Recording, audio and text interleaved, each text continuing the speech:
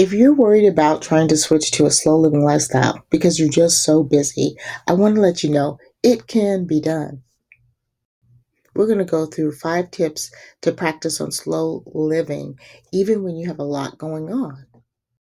Slow living is not about bringing down the literal pace of your life, it's about appreciating everything that's going on, being deeply present.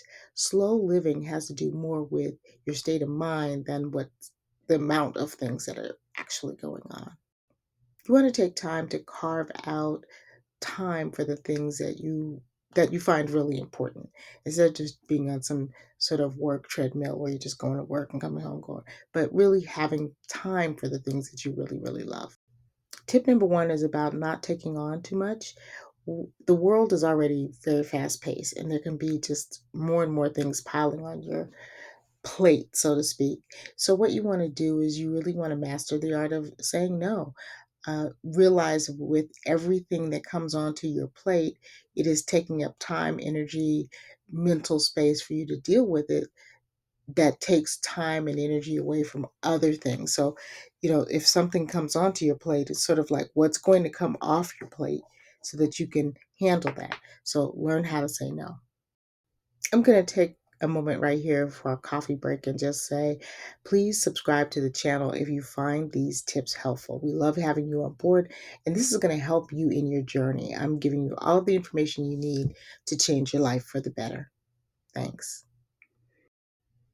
The second thing I want to talk about is creating boundaries and learning to say no. I know I said say no before, but really just making a boundary that maybe your weekends are only for you and you do not let other things and other events and other people's requirements intrude on them. You've got to really keep up your boundaries. People only respect your boundaries as much as you do.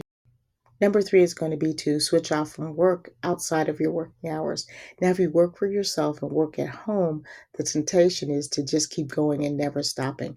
But if you give yourself hey, I'm off at 6 o'clock or a certain time to be off, stick to it and stop working. The next tip is to make sure that you get outdoors, even if you're just going in the backyard.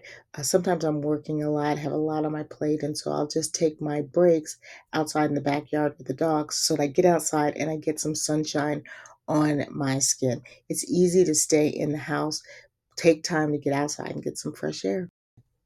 The next tip is about scheduling full breaks. In other words, when you're on your break, don't eat your lunch and work. Just eat your lunch or just take a 15-minute coffee break. We love that. Or whatever kind of break you want. Just take that time and just have an actual break. Don't do other stuff.